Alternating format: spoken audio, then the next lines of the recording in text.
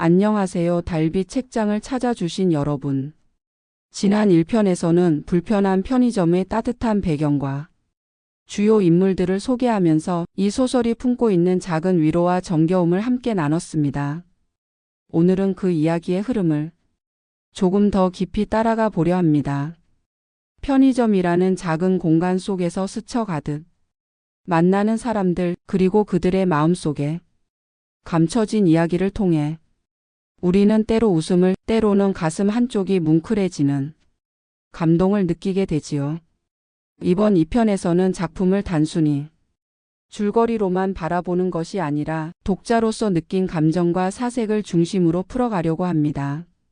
소설 속 한 장면이 어떻게 우리의 일상과 닮아 있는지, 또 우리가 무심코 지나쳤던 순간들을 어떻게 새롭게 바라보게 하는지 함께 이야기 나누겠습니다.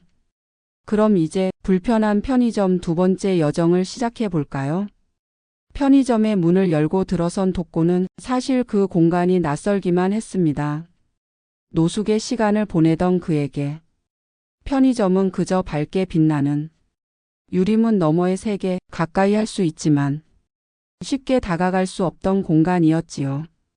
그런데 염 여사는 그런 독고를 받아들였습니다. 그녀의 선택은 단순한 고용이 아니었습니다. 세상에서 자리를 잃어버린 한 사람에게 다시 설 기회를 준 것이었지요. 사람들은 흔히 능력과 스펙, 실수하지 않는 깔끔함을 원합니다.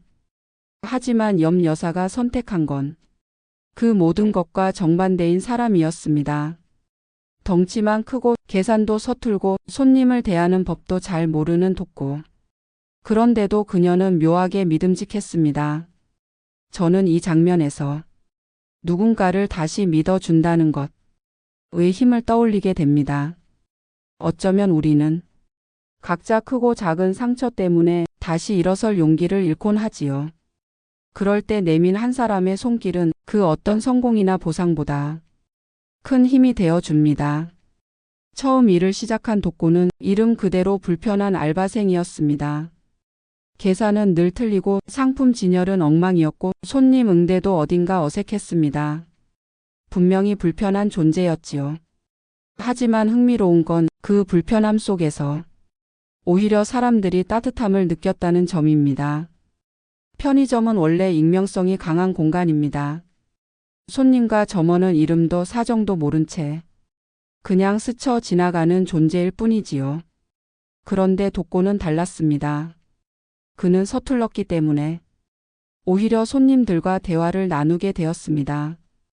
이거 얼마냐고 묻는 질문에도 바로 대답하지 못해 잠시 멈칫했고 그 잠깐의 틈이 대화를 만들어냈습니다. 그 불편한 순간에 사람들은 오히려 서로를 바라보고 웃게 되었습니다. 저는 여기서 작가가 던지는 메시지를 느낍니다. 편리함은 때로는 관계를 단절시키지만 불편함은 관계를 이어준다는 것. 완벽하게 빠르고 매끄러운 세상 속에서 어설픈 실수가 오히려 우리를 인간답게 만들어준다는 것이지요.